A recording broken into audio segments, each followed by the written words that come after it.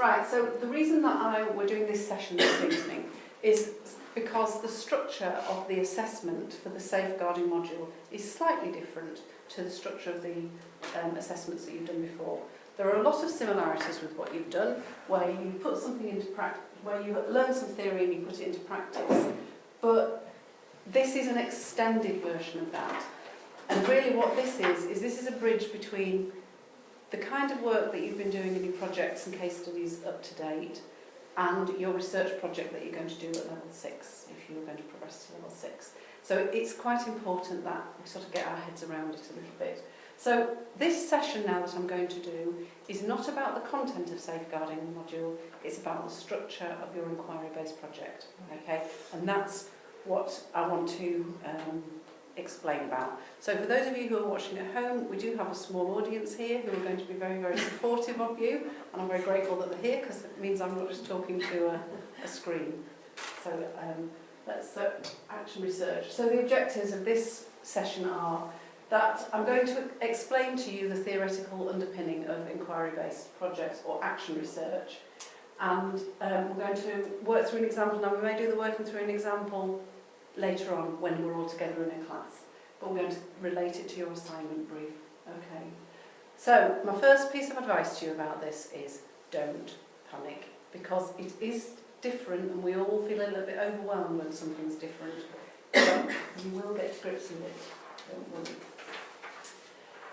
The whole idea of action research or an inquiry-based project is that it changes your practice at a much, much more fundamental level. Up until now, what we have done is we have learned some theory, we've learned about new methods, research, best evidence. We've applied that to something that's been going on in our placement or our workplace, and we have implemented change on the basis of that. So that's our kind of familiar model, we're comfortable with that now. The second thing that we've done, and we started to do this in your model on effective pedagogy, is you have tried to look at and interrogate your values and underlying beliefs about education, to think about how that has impacted on the kind of pedagogue you are. So this actually is a bit of a logical approach, really. This is you understanding at a very deep and fundamental level the reasons for the way you practice and why you do it how you do. And that will impact on the way you want to change things. So that's really your platform for your action-based research.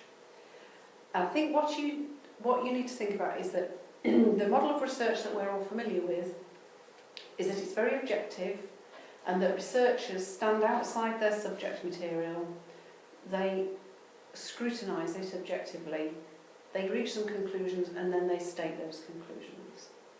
This is a kind of research where you are immersed in it and you are researching what you're doing and researching your motivation and the motivation of those around you and the impact in order to fully understand the reasoning behind what you're doing and fully understand the ethics and the morality of what you're doing.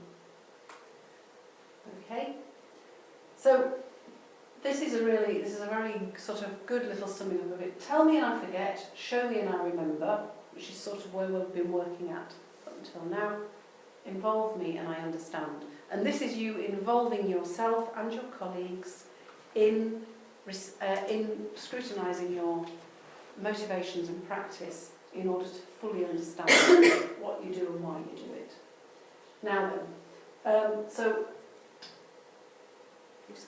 we've skipped two slides because we'll come back to those when we're actually here together as a group. But basically, what we need to do for the purposes of this is we need to get some definitions in place about what action research actually is.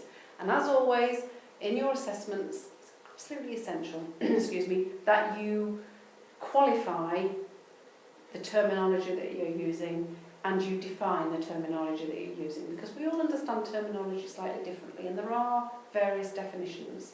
So you need to start thinking about what your definition is going to be, what are you going to be abiding by, because that is going to have an impact on the way you develop your work.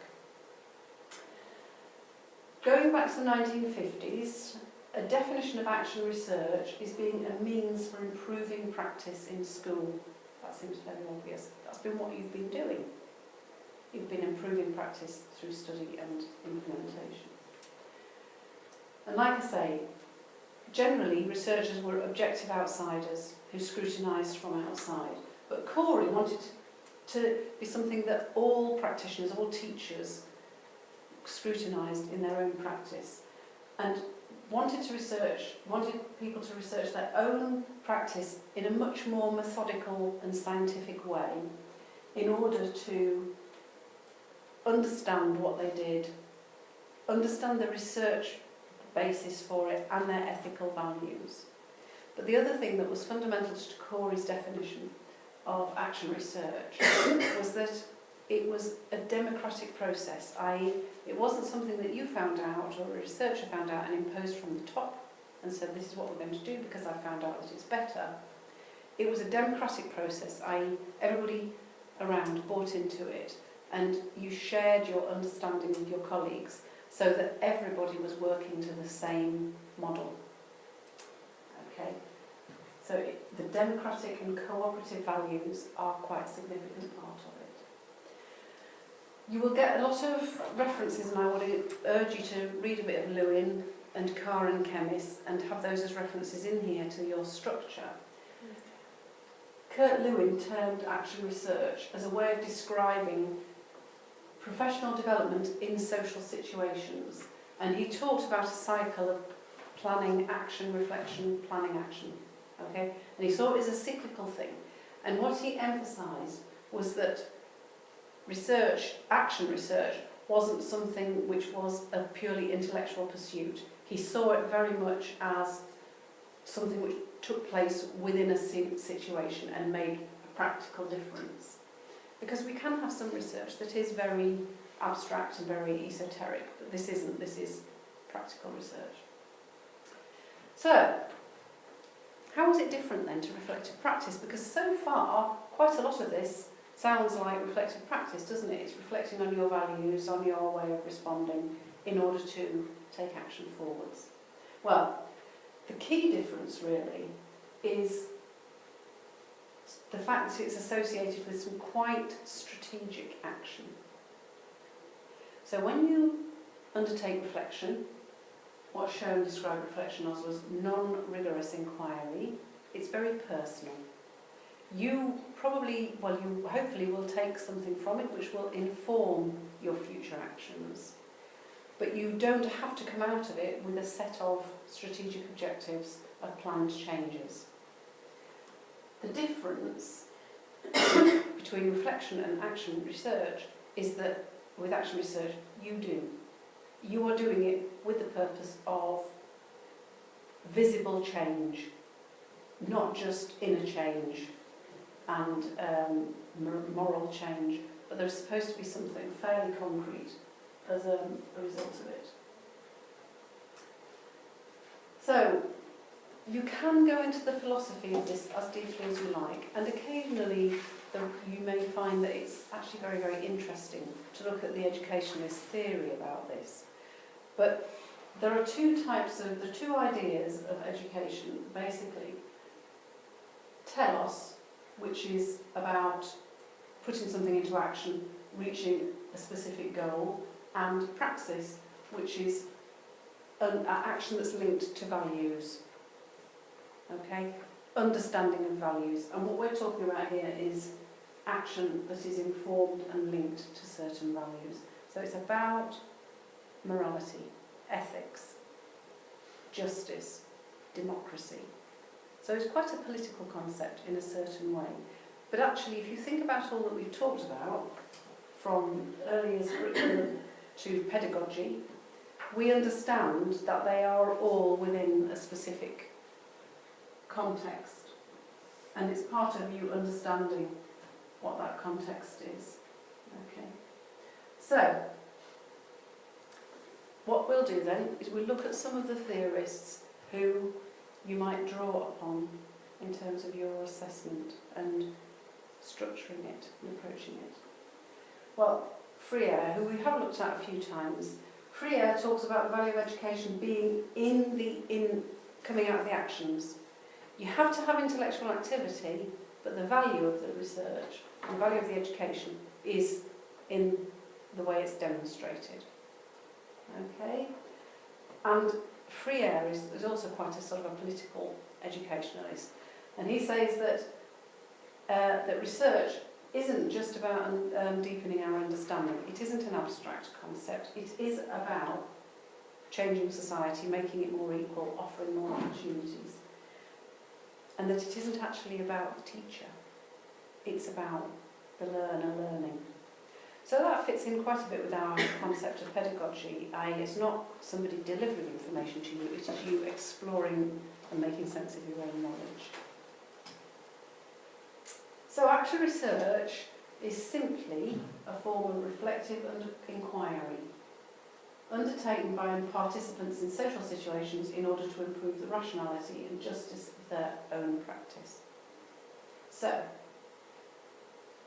the participants are you, the social situation is your setting, and what you're going to do as a result of this inquiry into some aspect of safeguarding is you're going to understand the rationale behind your practice, the justice of the practice, and an understanding of the methods.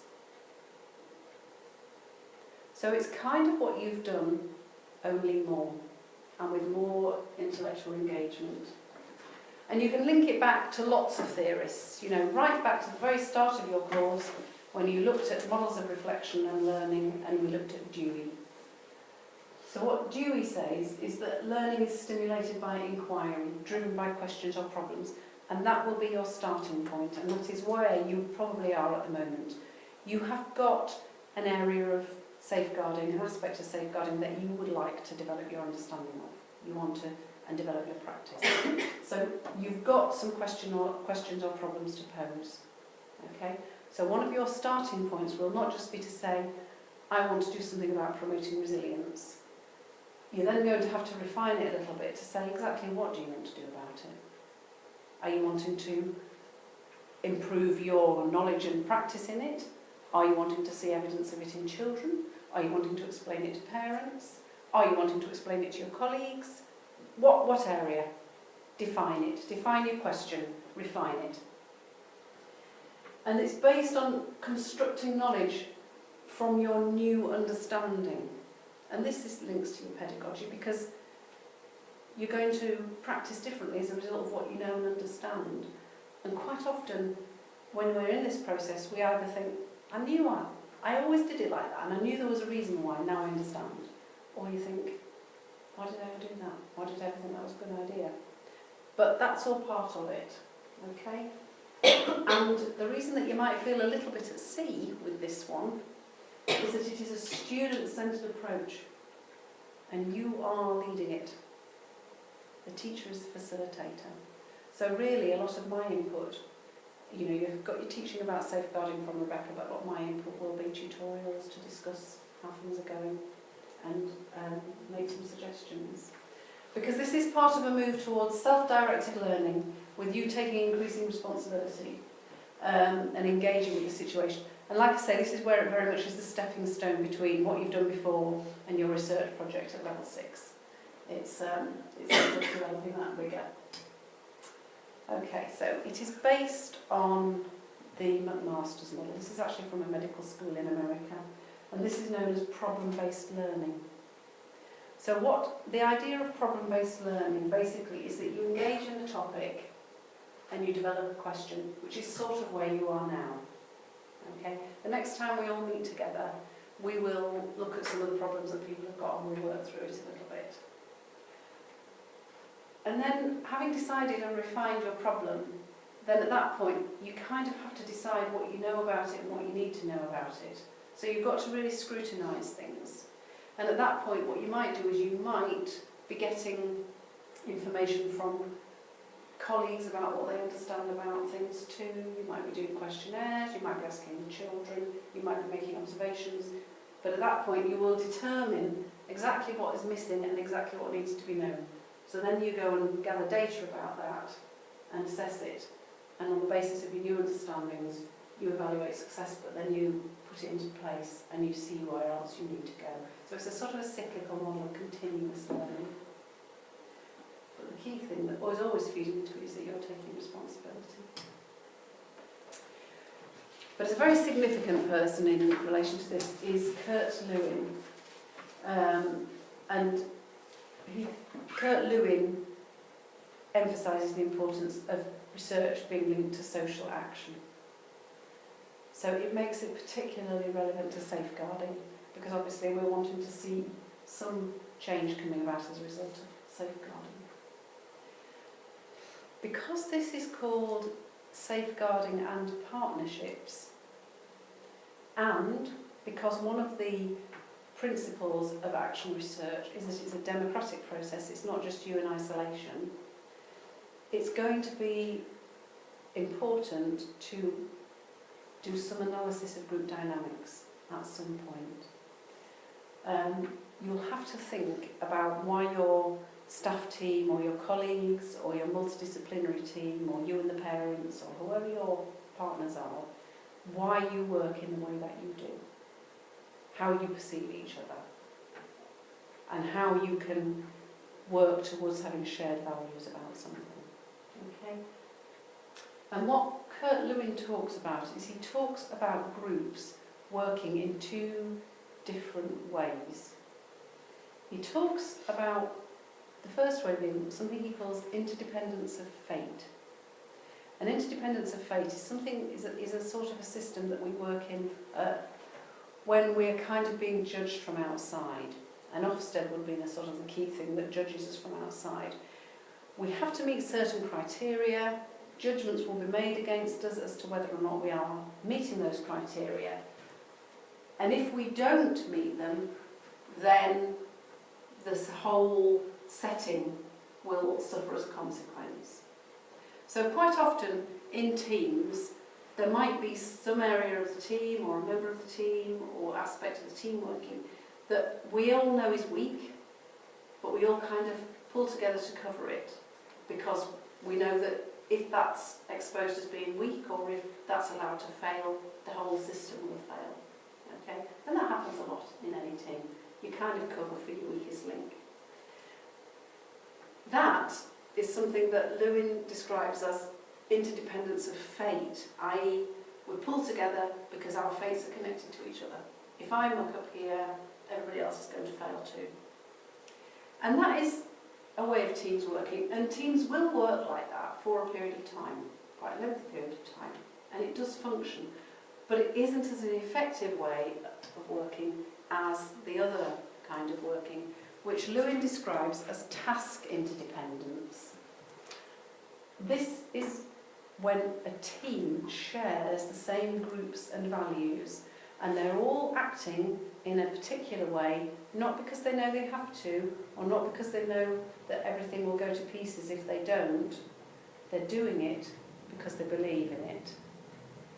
And according to Lewin and action research theory, this means that groups work in a much, much more solid and purposeful way. And there are far less tensions within the group because they share the values.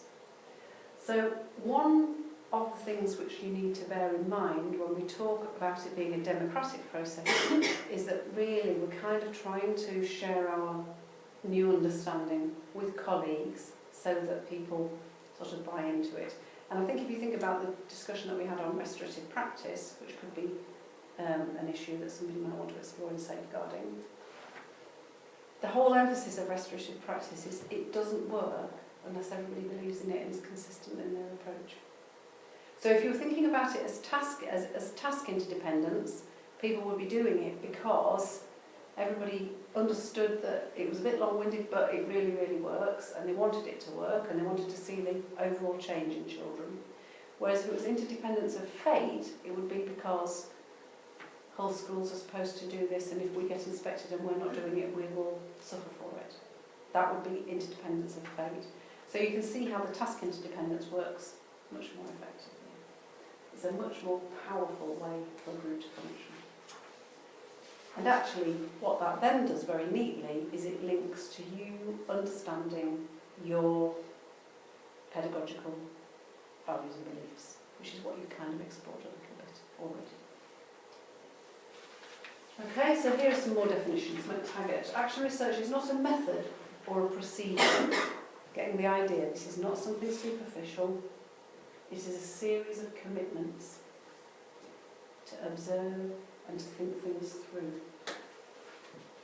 It's all happening at a much deeper level than the level that you have worked at previously. That's not to say that your work previously has been superficial, it's just that it's required a different sort of commitment from you. Carr and chemists say it's a collective, note that, collective, i.e. the group, the team, the partners, self-reflective inquiry to improve the rationality and justice of your practice and understanding the situations in which you carry out those practices. So using the example of restorative practice, it's a shared inquiry as to whether or not restorative practice actually has been beneficial. Why have you implemented it? Is it because you believe in what the values behind it? Is it because you've been told to? What do you think are the ethics of having implemented it? It's always connected to social action. It's always understood in terms of concrete expression. So it's not just something abstract. Change the world for the better through sharing improved practice. Okay. And I quite like that last definition there. The study of a social situation with a view to improving the quality of action within it. It's very simple, it sums it up. Right, okay, we shall skip the activity. But we'll think about it in terms of your practical application. Okay? Sometimes what we find ourselves in is a situation where there is a difference between the educational practice and the expectations of what we thought we were doing. So in terms of, let's say again, the restorative practice, we may think that we are part of a setting which implements restorative practice, but actually when you look at it, there are pockets where it doesn't happen, or there are pockets where it hasn't been successfully deployed. There are people that don't believe in it. That would be worthy of an investigation and an inquiry-based project, to see if you could understand why those things have come about and improve the consistency with which it was applied. Okay, so just to wrap up what action research is, it is the study of a social situation, i.e. your setting. It focuses on practical problems that arise out of everyday work. Your action research project does not need to be something really significant. It's just something that you think is of significance to you in your everyday safeguarding practice. It seeks to improve the quality of action and practice. It is reflective and evaluative. Dialogue and discussion are crucial. It is something to communicate with colleagues, partners, team members. It is collaborative and participatory. So you will be gaining opinions of other people. You will be asking people what their changes in perception are. You will be exploring your own changes in perception. You may well be trying to measure the children's change in perception, but you will definitely be measuring the changes in the team. The other thing about it is, and that's going back to that McMaster's model, which says that it's cyclical, the problem itself and the methodology may change as the inquiry proceeds. You may set off with a particular question, i.e. children's resilience, promoting children's resilience, and whether or not you do that well in your practice, and having scrutinised what goes on, you might realise that that isn't actually the question you want to ask at all. You want to ask, how do you communicate about parents with that instead?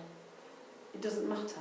That's part of the process, because quite often, once you get going, you realise that you didn't ask the right question in the first place. That's fine. just all needs to be in your evaluation and analysis in your assignment. Okay? And the other thing about it is a wide repertoire of methods, techniques and procedures are used. You can use questionnaires, you can use the mosaic approach, you can use pictures, you can use observations, you can use a whole method of ways of measuring what is happening and recording what is happening, because the method you use will depend entirely on the subject that you are approaching. Okay?